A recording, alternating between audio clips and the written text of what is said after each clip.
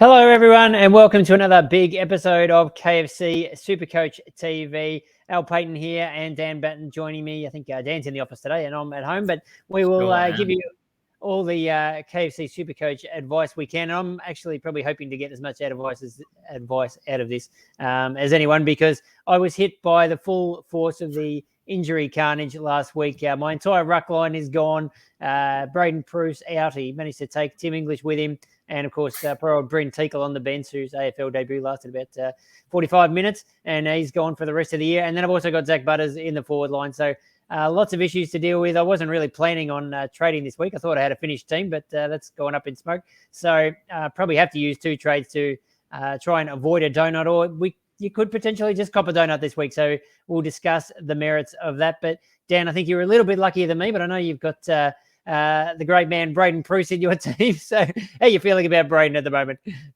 Well, a little bit of mixed emotions about Braden, because I brought him in just last week, and obviously we know what happened there. He's got 17. He ended up being my 18th player for the round. Morris Rowley just pipped him there as the super sub with his 10-minute masterclass there at the end of that Carlton-Richmond game. But yeah, but at the same time, I don't have English and he's injured. He's managed to injure him. So in a roundabout way, I wasn't going to actually get English before Alex Witherden went down last week. And that sort of forced me into a last-minute move, which meant getting Doherty and Braden Pruce, because he was the only ruckman I could afford. So in a roundabout way, I'm sort of even, because I would have been using two trades to trade out Witherden anyway. But what I'm contemplating at the moment for my team, not having Butters or English, is just holding firm and not trading at all, considering I have Darcy Cameron in my forward line as well, who I can just swing up into the rucks and potentially field at Judson Clark. I figure that most players are going to be one premium down this week anyway, and those extra two trades could be so much more valuable towards the back end of the end of the year. But at the same time, Jared Witt's up against Port Adelaide this weekend, potentially rucking against Jeremy Finlayson is quite enticing, and it could be 100-point difference between Jared Witts and Judson Clark. So the teams, I think, will probably make my mind up for me. Yeah, we'll get into all those things, but quickly on that subject you just touched on, Paul here wants to know if Sam Hayes come back into the Port lineup now that Teakle's injured. They do have another ruckman on the list, Vicentini, I think his name is. There's a couple of KFC SuperCoach teams out there. But, I think Hayes has been going okay in the sample, hasn't he? It'd be pretty rough if he didn't get a game now. Yeah, you'd think so. Just looking at his sample numbers, he had 37 hit-outs and 11 touches, whereas Vicentini, who's essentially a raw first-year ruck forward type, had 12 touches, a goal, and 17 hit-outs. I don't think they'd throw him to the Wolves right away, or even this season. Even looking at him last year, you wouldn't have. He was more of a project player, drafted late in the piece. He has done some decent things at sample level, but I think if they were going to go for one person, it probably would be Sam Hayes, because at least he can compete with Jared Witts, and we know Jared Witts' main strength is his hit-outs to advantage. So he would be the logical replacement. But they had success against Richmond. I think they sort of leveled the clearance count with Jeremy Finlayson as the number one ruck, so they could go with him there. And it didn't seem to affect them too much after Bryn Teakle went down. So, yeah, it'll be interesting to see what they do in that match. But, yeah, I don't think many of us would have held on to Sam Hayes this long. No, I think you're right. Now, the other player you touched on there, Tim English, is a really tricky one this week.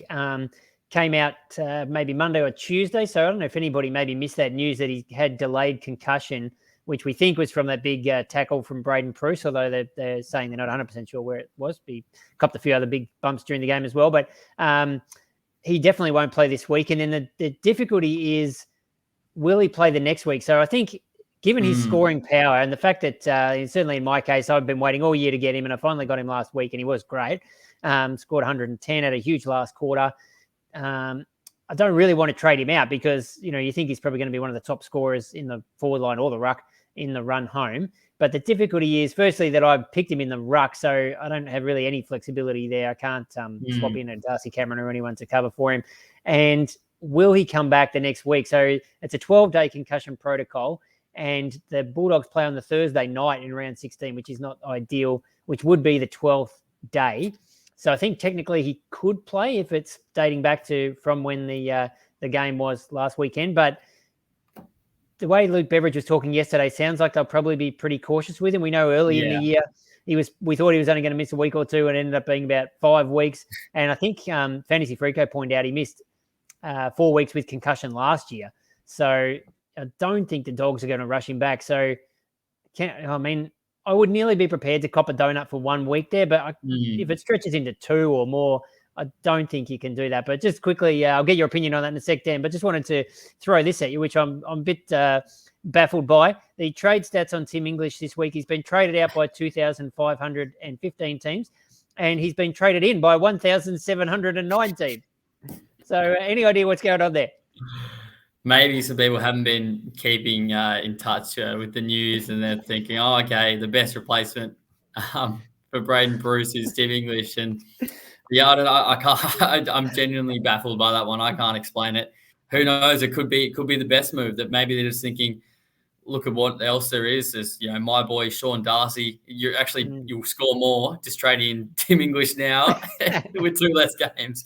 So who knows? It could end up paying off. But yeah, I think with Tim English, I reckon it's safe to assume he's missing 2. But I still think it's a hold, because even if you are copying 0, because he's clearly the number one, like maybe not number one ruck, number one forward, and at least maybe the second ruck. So, yeah, I think that you probably just got to stick tight with him, because when he does come back, those that have traded him out, you'll be way ahead in a few weeks. A similar thing happened to me a couple of years ago when I traded out Max. I think I held Max Gawn for 2 weeks, 2 or 3 weeks across the buys, or maybe it was a bit after the buys, and he came back and was just punching out 150s, 160s, and no one had him for a few weeks there. So, yeah, I think it's one where you probably just got to hold firm with him. But yeah, it's the others like a Butters or Bruce that I'd be trading before English, even though he is probably going to, or I reckon, set to miss the 2 weeks, considering that they're likely to be cautious. Yeah. I mean, I think it's definitely something worth debating, whether you do just cop a donut rather than, basically ruining your team just to try and avoid one. I know we haven't got Dan Bagala's unavailable again this week, but I know he absolutely hates getting any kind of 0 on the field, so he'd probably be pulling any move he could to avoid that. But sometimes it's not the worst option. And, like you said, would you rather have Tim English for the last 8 rounds or, Luke Jackson there, even if he plays an extra game or 2? You think English is going to score more points in total in that time. So, I wouldn't rule that out completely. It's just a worry. The tricky thing is that, firstly, he could miss 2 weeks or, potentially more. Not knowing makes it so hard, obviously. But also that at least Tim English is worth something. Like trading Braden Bruce, unless you've got a swing with the forward line, at least if you can do that, you can trade him to a forward around that 440K mark. There's a few options you could go with. But in the ruck, there's really hardly anybody. So if I was holding English and trading Bruce, gives me very little, flexibility. You really have to go for Jackson, which we'll get onto him shortly, I'm sure. But just quickly addressing Tom's question here, apart from the donut question about Butters, is there a case to maybe hold him? He says he's hoping you'll only miss 1 week, maybe 2, with that knee injury. And at least in the forward line, you might have someone on the bench to cover for him. Yeah, that's right. So it may not actually be a 0. I'd probably look to trade 1, but yeah, I think the case for Butters, I mean, after he got injured last year, he did have a bit of a dip in form, and that could be the same again. I mean, it looks pretty nasty, the injury. I don't think he's going to be thrown straight into the centre bounces, certainly as much as on the weekend when Boak was out, if he comes back. But yeah, I think you probably got to trade 1 of the 2. But yeah, I'm down to 7 trades myself. How are you looking out? So how many trades do you have? And I guess what is your overall plan? Because considering you do have, I guess you can speak from experience in this regard. Yeah. Well, I've got 7 trades as well, which is not as many as I maybe would hope, but it's not as bad as some. I know some people are down to 5 maybe already, or even less. So, that would definitely influence your decision. If you've only got 4 or 5 trades left, would probably be a lot more inclined to cop a donut or just play a Rioli or somebody off the bench for a week or 2 to cover for Butters, because we've still got 8 or 9 rounds to go. So, a lot can happen between now and then. You don't want to be running out of trades in the next 3 or 4 weeks. So, that's definitely a factor. I think 7's not too bad. I could afford to use 2 this week and then hopefully not have to use too many for a while. Quickly on Ash's question here, Cornelio, we hear a lot about Cornelio in our group chat with at work because our friend Tim Mitchell, who's still ranked much higher than me in KFC SuperCoach, but he's kicking himself for trading Cornelio out when, it made sense at the time. He had a really high break even, had some poor scores. And he scored 37 the next week, so he was laughing. I mean, he traded him out at the best possible time, and then he obviously had those 2 good weeks. So could you trade him back in? Yeah, exactly right. Yeah, I'm sort of with Ash that, there's a little bit of concern over that 1 week, whether he actually does come back. And then, I mean, whether he's going to keep punching tons once he does. So it depends how many trades you got left. I reckon if you've got, more than 6, then I think it's a trade. Yeah, I would agree with that. So getting back to my plan, so it's a bit similar to what Nathan's asking here about Bruce. I mean, I think you do trade Bruce just because he's so unreliable. Yeah. So the GWS has said that they expect him to play after his 1 match. So he got suspended as well. If he wasn't suspended, he'd probably play this weekend. But they're saying he's fine and he'll play after that 1 week ban. So he'll come back in round 16. I mean, that's if we can trust the Giants and trust Bruce. I mean, we thought he was only going to miss a week or something, a month ago, and he didn't come back till after the, a few weeks after the bye. So, it would be a big show of faith to hang on to him. But so all that points to maybe trading him. And if you've got someone in the forward line, like if you had English there, or if you've got a Darcy Cameron who you can swing up into the rucks and bring in a forward for Bruce, I think that would be the right move. Just the trick for me is I can't do that, so I would have to trade him to a ruckman. So makes my options very limited. So I put some trades. Our trades went up on the website just before this, and in that I came up with this plan. Hang on, I can't even remember what I said. What did I come up with in the end? I've got changing out now. Yeah, I was able to trade. I had enough money so I could trade Butters to Luke Jackson, or I've actually got enough money that I could get Todd Goldstein in that spot, also a forward this year. And I think his scoring is more reliable than Jackson. We think Jackson will go better with Gawn out, but he's only averaging 70 or 80. So, and his run in the next few games when Gawn's not there isn't great. Like coming up against Brisbane tonight, who've been the hardest team for ruckman to score against all year. So I wouldn't be suddenly expecting him to be putting up 120 every week. He hopefully will, maybe get 90s or something. But I could afford Goldie in that situation, and then I can straight swap English to pretty much any ruckman except for Witts. I can't afford Witts. So then it's a matter of who would you pick. And in my current iteration of the trades, I've gone Sean Darcy, your man, who's scoring. You can talk to us about him, but his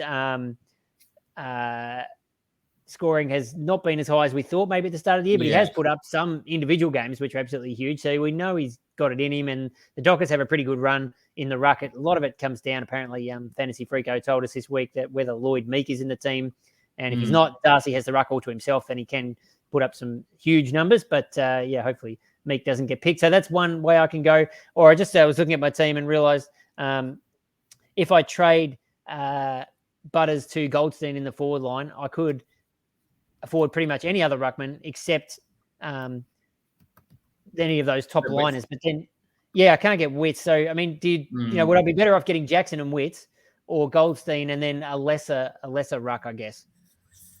I reckon the first option looks all right. I reckon that's actually a good shout. To at least you're getting like Witts, who's the number one scorer. I mean, there was a hiccup on the weekend, which means he's a bit cheaper, obviously, but there was his lowest hit out to advantage for a few years, as Fantasy Freako tweeted. So, and against either Hayes or Finlays and whoever it is, he's going to score well, I think. So, I guess the thing for me with Bruce, the reason why I'm thinking of holding him is because I only just traded him in, and also when he does come back, I mean, like we obviously the grass is always greener, and we do look a bit optimistic into the future, especially with a guy like Braden Bruce who's unreliable. But he has Hawthorn and Port Adelaide in his next 2 games, and they're both obviously, as we said, with Port Adelaide's ruck situation, and the Hawks haven't been much better with conceding points in all season long, really, with Max Lynch having that ongoing injury. So it's been cursed, really, Max Lynch. You got to feel for him, but so.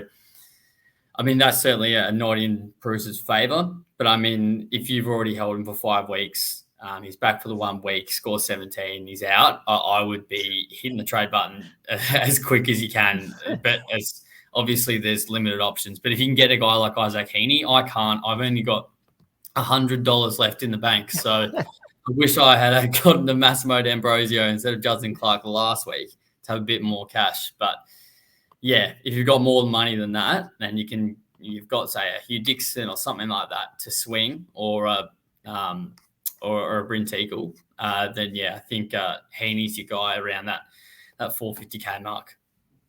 Yeah, I don't mind that. Obviously, the theory with Jackson and potentially Goldie, if you wanted to spend a bit more, is that you could trade Butters to those guys, bring them into your forward line, and then swing them up into the rucks just for this week with a Teakle, do that swap. Then you can bring someone off the forward bench. Like in my case, it might be a Rioli or a Malcolm Roses if he comes back. Hopefully they score, 60 or 70 or something. And then next week, when in theory Bruce is back, or potentially English if you hold him, you put him back on the field in the ruck and you bring Jackson back to your forward line. And then he's like your F6, which is not, in place of Butters, you're probably not giving up too many points in that spot. But then probably the issue might be in a 2 or 3 weeks' time, if Max Gawn comes back, what happens to Luke Jackson then? His scoring could really take it, and hope he might go up a little bit in money, but his break even's already in the 80s, I think. So it's not like he's going to gain you 150 grand in that time, and then you can turn him into a superstar. But it's a pretty difficult situation to be in. You're just sort of forced into it by injuries, obviously. So we just try and make the best of it. Adrian's putting a shout out for Mitch Duncan. Maybe he's starting to find a little bit of form. Cats obviously have a fantastic run home, so there's a few cheap Cats in the forward line there, maybe a Tomahawk or somebody as well. And if we're looking at fixtures, Adelaide plays North Melbourne twice, so you've got Tex Walker as well. He's a tiny bit more expensive, but would you consider someone like that as a forward option? Yeah, I think Duncan is the leader of those sort of, I guess, besides Heaney, in my view. It's just Duncan's scoring this year has been so erratic, and he was one I tipped originally to be a top 2 or 3 forward for the season, but his role's just been it's really hard to pin down what he's actually doing. He's sometimes taking kick-ins, and then next minute you see him in the forward 50, just sort of floating around in that sort of Lockie Whitfield nothing role. So, I mean, he's had some big games, and he tends to kick a lot. So, I mean, that sort of does reward. But, yeah, I mean, he hasn't been winning that much of the ball as much as we probably expect from Mitch Duncan, who has been Mr. Consistency and been overlooked in the past when he has been a pure midfielder. So yeah, it's great with their draw, but at the same time, it's not like he's scoring particularly well against the poorer sides. Like his 2 best scores this year have come against GWS, who I guess aren't the best team, but they're not, West Coast, and 117 against the Bulldogs, and he's only scored 90 against West Coast, 77 against. So it's not like he's dominating these really like a more opportunity. Alex, I noticed Alex in the comments brought in Toby Green a couple of weeks ago. Someone in it from the office at the Herald Sun also brought him in, and it wasn't so great the first week. I think it was about 80 points and then 170, a monster score. He's one if you've got a few trades in the bank, he's one I actually don't mind. There's a bit of like a, potentially a stepping stone, because obviously those who are trading out a Braden Bruce, and they can't get to someone more. If they need to get that little bit of cash injection, it could be a potential trade there. I mean, like he's got a break even of 17. SuperCoach Plus projects that, or if he scores 95 and 88, which I'd say is under. Like his last 3 against Collingwood, 120, 96, 112, and then and he has got on the end of them against them before, and then you've got Hawthorn the next week, who don't have that many small defensive stoppers. So if he scores 95 and 88 in the next 2 weeks, he's up to 498k. That's 60 odd K. It's like, I guess, if it's him versus Jackson, I think it's worth, if you can somehow swing someone into the rucks, it could be worthwhile considering. It could be worth the debate, I guess, because of the fact that he will rise in price. Whereas Jackson, he might have 2 or 3 good weeks, might not raise too much in price, and then be back as the second ruck again, scoring poorly. So, yeah, I think he's worth a look if you're looking at those sort of speculative forward options. Yeah. Now, a quick one here from Bill. I don't know where he's got this mail from, but you did some news earlier in the week about Rory Laird being maybe a bit beaten up at the Crows. Any concerns there? Yeah. So that was, I think it was out of it was Matt. Was that Matt Turner or Simeon out of Adelaide Advertiser there? But there was talk that he had been a bit beat up from the game. I don't know. Well, he certainly didn't show it. He had 38 touches and it just was seen to be everywhere. 42, I think it was. But it sounded like the indication was that he was gonna play. I mean, I'll be a little cautious if I was trading him in, especially like you look at how he's priced at the moment. I mean, he's not exactly he's 623, so he's still quite high. So yeah, I don't know. I mean, you traded him in last week, didn't you, Al? How do you sort of see it? Yeah, I've had him for a couple of weeks. Yeah. And, I mean, I was just disappointed that I think he had 42 touches and scored 114. Yeah. So it was just mostly handballs and his kicking efficiency hasn't been great. So, I mean, hopefully fitness-wise he's fine. And just maybe might make me think a little bit twice about making captain this week, which was my plan. We'll get to that a bit later. But he's playing in North Melbourne, so he's definitely an option that I will be considering. But maybe that gives me a little bit of pause. Yeah, maybe you wouldn't trade him in, but hopefully he's not someone that I have to cover for. I've got probably Brady Hofford come off the bench. He was pretty good last week, actually. I'll try and get through a few quick of these comments before we have to sign off. There was one I had in mind and now I can't find him. Where's he gone? Jake here. I think we might have mentioned, did we mention Jake earlier? Contemplating sideways. Oh, so there's a bit of talk about Darcy Parish. Do we know if he's coming back this week? Not sure. So I think the latest thing that he was a test for that calf. Speaking post game last week, I mean, it seemed like he was like in the mix to play last week. But yeah, I don't know. I mean, I reckon he'd probably be more likely than unlikely to play. But I mean, it's always a concern when they're still a test, and we know that George Hewitt's calf dragged on a bit longer than it should have.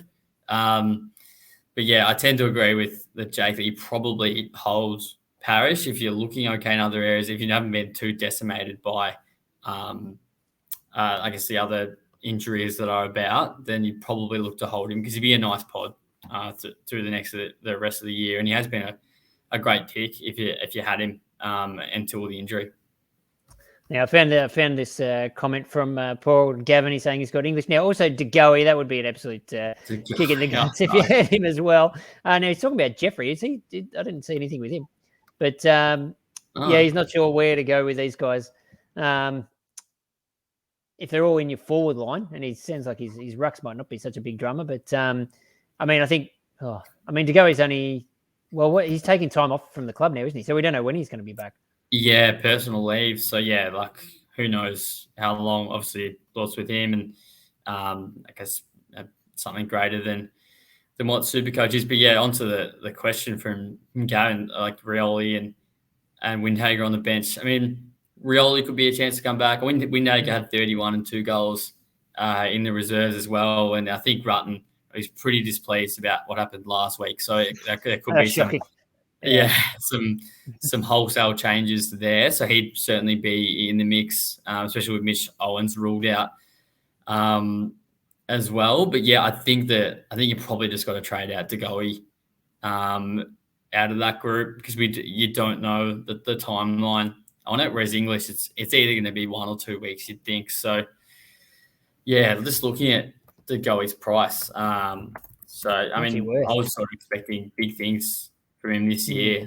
He's sure touted him as a must-have in the preseason. Yeah, so 9% ownership he has, and at 444K. So if he can go to a Heaney or Duncan, those other guys we've discussed, I reckon that's a fair trade there. Or Toby Green, yeah.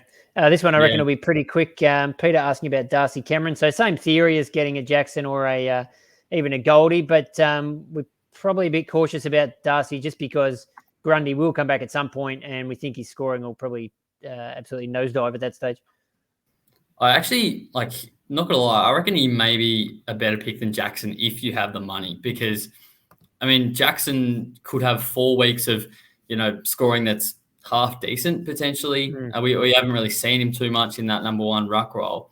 Whereas Cameron, he's got at least, you'd say 4 weeks. I mean, on the injury list, Grundy was named as 4 weeks. I think that had previously, it's been elongated a bit. I think even before, like last week, he was at 4 weeks as well. So, yeah, I mean, you look at Cameron's scoring this year and who he's coming up against in the next month. So he's got GWS, who should be Braden Preuss-less and also Flynn-less. So there might be Kieran Briggs or even Lockie Keefrucky up against him. The Gold Coast, so Jared Witts, he scored all right against, I think, last time he played them earlier in the year. It was one of Cameron's first games in that number one ruck role. And then North Melbourne, so Goldie and Cherry. And then after that, the Crows. So, I mean, it's not a charmed run by any means, but he could definitely average 100, 110 across that period. I mean, since I brought him in when he was about 360K, so since then he's averaged about 110 points per game and managed to score 130 up against Sean Darcy over there in the West. So, yeah, I like it as a potential option. Obviously, it's very short term, and I probably want to have more trades left. That might be the only thing. And plenty of money. So, okay. So just having a look at an update on Parrish. So Damon Jackman has said does some very fine work himself with with SuperCoach. But yeah, so Parrish didn't take the flight to Perth. We'll miss boys. So that could also saying down here, Jeffrey out for 4 weeks apparently with a knee. Oh wow, gee. So it's all happening. Carnage. So that's not great. But just quickly on Cameron, that's actually, I hadn't really considered him, but like looking at Grundy, he last played in round 6, so he's going to be missing for at least 10 or 11 weeks.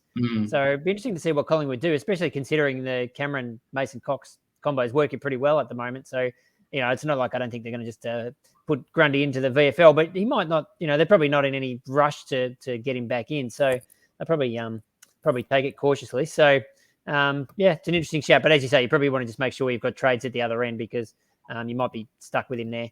I just want to clarify that me saying that I reckon Darcy Parish was likely to play. I'd like to just retract that from the record, and that was never said. But yeah, so obviously we didn't see that news prior to this. Apologise for that. But yeah, so I reckon Parish is probably still a hold for mine. What do you think, Al, if you had Parish?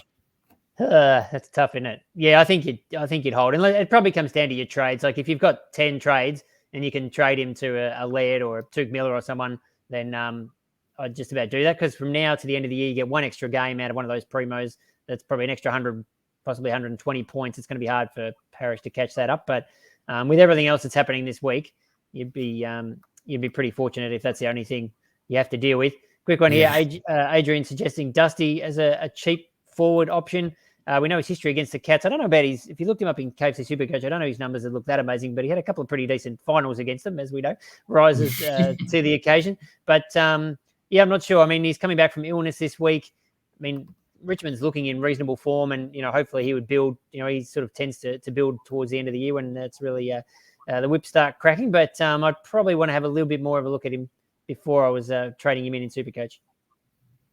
Yeah, I'd agree with that. Yeah, I mean, and out with illness last week as well. So he might not be up to scratch right away. He might take a little bit of time. And as we know, he tends to go a little bit better towards the end of the year, especially when SuperCoach is over. So, I probably wouldn't be trading him in. Corey here, quick one. We better get towards the end here. But 2 trades for Bontempelli is actually the most traded in player this week. We haven't talked to him about him at all. But I guess people who have Butters, if it's a chance to get up to the Bont, you obviously need a bit of money. Maybe you can make a rookie downgrade, get a Judson Clark type or a Massimo in defence, and that gives you the cash to get to turn even, an English potentially, but certainly Butters you could turn into Bont. That's pretty tempting. But he's saying, would you use Hoff to do that, use 2 trades, or would you just use the one to maybe side swap a Butters to some of these other guys we've talked about, like a Toby Green or a Heaney?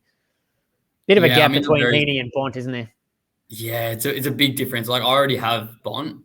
So I guess my forward line is like there isn't too many options I could go for in the forward line with the 2 trades, but I like that getting the Bont in. I think that like he's going to be scoring, I think, 105, 110 at least for the end of the season. Looked really good.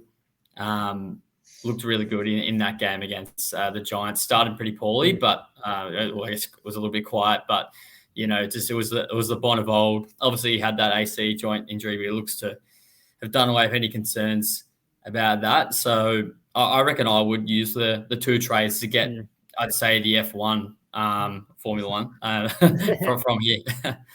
Yeah, no, I agree with that. And there was a stat in our SuperCoach Plus article that the Bont had 92%, I think it was, midfield time in that game, which is his highest of the year. So, yeah, that's what we want to see. And it's a pretty good indication that his body, you'd think, must be feeling all right. Quick one, one of our long-time watchers, Geordie, suggesting Blitzarves as a ruck pod. So he's ruck defence DPP, which is a different one. I know might not be as much help. With Dominic Akui. with the... doesn't really help you with the Butters one potentially, but I mean, he's scoring pretty well. I think he's not playing ruck as much now, though, is he, with Stanley back? He's mainly playing in defence. But if you look at his last 6 weeks or so, 135, 111, 104, 101, 116, 83, 101. So he's hitting, around that 100 mark pretty much every week. But it comes back to that, if you can't get to Witts, who's 591K, then it's a bit of a drop down to Sean Darcy's 558. The Nanky's about 560. And then you got Goldie 530, Riley O'Brien 540, Blitzarves was about 530, and then you've got Big O, your man, 481. I mean, none of those are all that exciting, are they? Really? Yeah, it's pretty yuck, isn't it? As Tim likes to say. Yeah. I mean, just looking forward to captains, Al. Who have you got in your sights for the VCNC? I'm probably going to start off with Oliver tonight, just with his consistency to get over that 130 mark. Yeah, well, that's the trick, because tonight you've got Oliver and Neil, who have been the two best scorers of the whole year, two highest averaging midfielders, or most highest averages overall too, I would say. So they're both definitely options that should be considered. And I think we've mentioned on this show before that my wife Hannah has Oliver as a captain every week. She might have to look to get Jack Steele back in now that he's potentially coming back in for the Saints, but that's worked pretty well for her. She actually knocked me off in our private league last week, even though Oliver had the bye, so I'll have to investigate what happened there. But maybe I should just keep it simple, because then the other ones that are really jumping out for me are McRae or potentially Bont. Probably McRae is the more safe option there, especially after his 155 last week against Hawthorn Friday night. I reckon he should go really well. And then Laird against North. So if he's fit, I mean, they tagged Josh Kelly a couple of weeks ago. Kane Turner just absolutely wore him really heavily. So that could be a slight concern again with him. So, and given that, little injury stuff we were talking about earlier, maybe safer to just go an Oliver into McRae potentially. Yeah, I reckon that's a good call, especially return to form last week with 155 points. Yeah, I'm thinking probably just safe bet with Oliver, and then into I'm just seeing Sean Darcy, my ruck line, tempting me, but there's no way I could trust him. We could bring him in and make him captain. Could score 210, but I won't be putting the C on him. So thinking, probably just Oliver into McRae. Bontempelli could be an option as well. And his last two he scored 114 against them last year, and then 161 in 2020. So it doesn't mind playing the Hawks. So that could be an option as well. I think he had a pretty good final against them too back in 2016. That must have been when his pick was at Luke Hodges' pocket and kicked that goal. So maybe I'll have some nice memories of playing the Hawks. But at least we've got lots of options to choose from with no buys. I mean, you think all the carnage this week, we've sort of forgotten that at least the buys are finished. So that's something we can be happy about. Positive. So, exactly. So we're in the run home now. Oh, we better not forget the zinger of the week just to finish things off. There's been a couple of good ones in here. Let's see if I can quickly find one. Hopefully nothing about Parrish. Yeah, no, people, you did a poor old Ralphie on Twitter. It's going a bit early. Sorry for Ralphie there. It was a very poorly worded press release by Collingwood, I have to say. Where are we going? Oh, quickly, while I look for it, here's a quick question for you. Are you worried about Patrick Cripps at all? He's again, it seems like he's handballing a lot. His efficiency's down, but his scores are definitely not what they were earlier in the year. Yeah, I wouldn't be trading him in for sure. I mean, it seems like a bit of a return to Cripps of old with the handballs, and just looks banged up. I don't know. Like, it's just, it's giving me a bit of PTSD from owning him all year last year and thinking he would come good. But I think, I'm not really sure what's going on there, but you'd expect him to at least bounce back to be a 110 point scorer. And remember that 113 average, that's including a 30, injury affected 30 in his score. So he's probably actually going like 115, 117 for the year. So not too many concerns. I wouldn't be sideways trading him by any means. You have to be in a pretty luxurious position to trade him out. Yeah, absolutely. All right, here we go. I found one. So we know we love Dan Bagala. Usually he's here with the quality artworks, and we'll love to get a bit of a peek into the investors pad. But Alex has commented on your setup. Oh, hang on. You're the wrong one, Adrian. Well, that's a good one. But hang on, I'm all over the shop here. Where is it? 146. Yeah, so the next one up. There we go. They're very stylish. Hang on, let me find this KFC. Where is it? There it is. There we go. And there we go. There's the back wall. But I think, I mean, you look at what Dan Bagala's earning versus me. I think this is why I have a blank wall, and as opposed to him with all the luxurious artwork. He's actually in Phillip Island today. Must be nice. One of his, I think he's 10 weeks of leave for the year. So I think he's certainly enjoying himself. Yes, exactly. All right. We better get back to it. Where are we? You better get it off my head, because people don't want to see that. All right, Dan, that was awesome. Thanks for jumping on. Thanks, everybody. Hope that helped a little bit. Maybe gave me a bit more clarity of what I'm going to do. I'm not really sure. Need to figure out my team. So we got Melbourne, Brisbane tonight. So get your trades and everything sorted by then. And there's plenty on the website. Go and check all that stuff out as well. But thanks for joining us, and we'll catch you again soon.